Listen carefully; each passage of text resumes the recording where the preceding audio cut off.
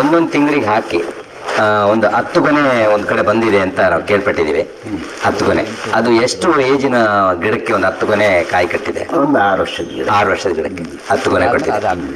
ಅಂತದನ್ನ ಏನಾಯ್ತು ಅಂತ ಹೇಳಿದ್ರೆ ಒಂದು 3 ಗಿಡಕ್ಕೆ ಮಾಡಿದೆ. 3 ಗಿಡಕ್ಕೆ 3 ಗಿಡಕ್ಕೆ ಮಾಡಿದಾಗ ಏನಾಯ್ತು ಅಂತ ಹೇಳಿದ್ರೆ ಒಂದು ಗಿಡ ಮಾತ್ರ ಅಷ್ಟು ಚೆನ್ನಾಗಿ ಬಿಡ್ತು.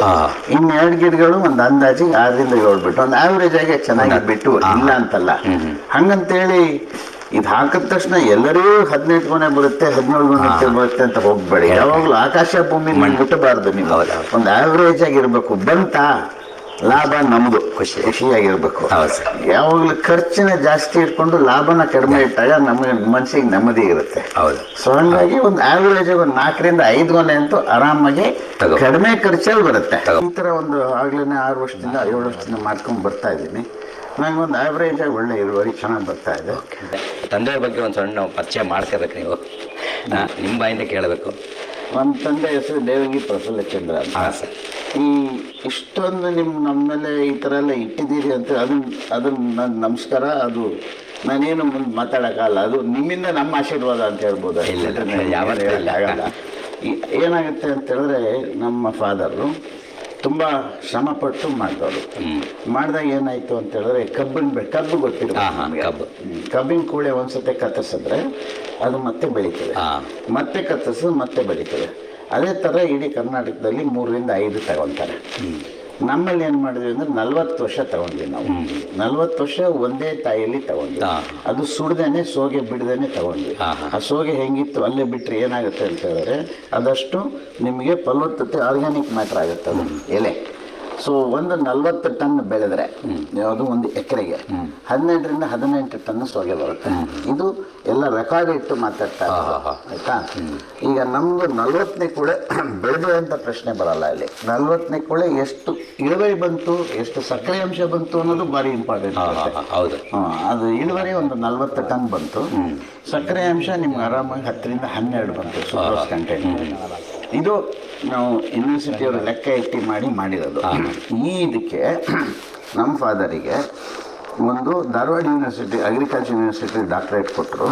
ಹಾಗೇನೆ ಕುವೆಂಪು ಯೂನಿವರ್ಸಿಟಿಲೂ ಒಂದು ಡಾಕ್ಟರೇಟ್ ಕೊಡು, 2 ಡಾಕ್ಟರೇಟ್ ಕೊಟ್ಟರು.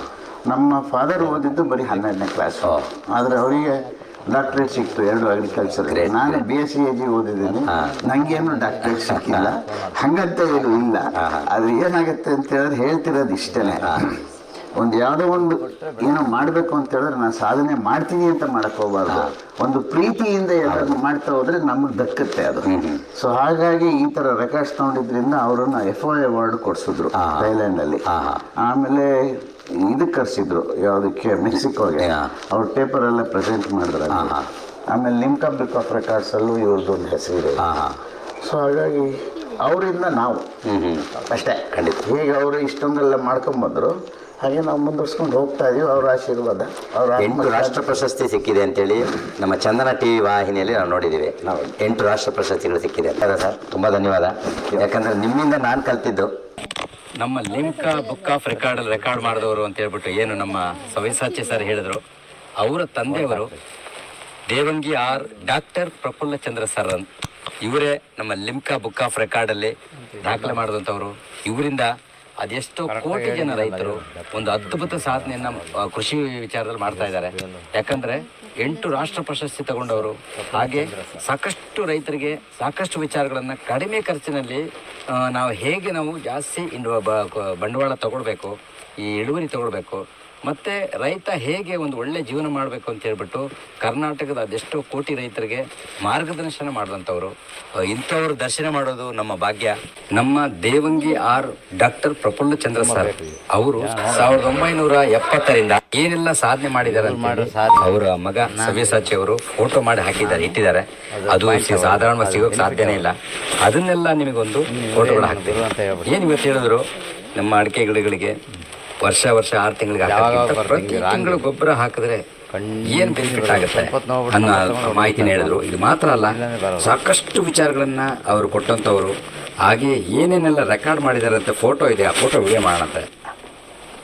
ಇದು ಯಾವ ರೆಕಾರ್ಡ್ ಆಗಿದೆ, ಏನೇನು ಸಿಕ್ಕಿದೆ ಅಂಥೇಳಿ. ಕರ್ನಾಟಕ ರಾಜ್ಯ ಪ್ರಶಸ್ತಿ 1970ರಲ್ಲಿ ಬಂದಿರುವಂಥದ್ದು.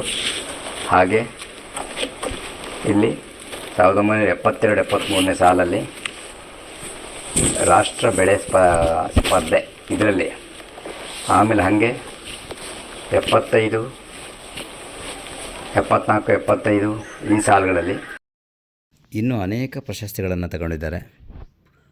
ಧನ್ಯವಾದಗಳು.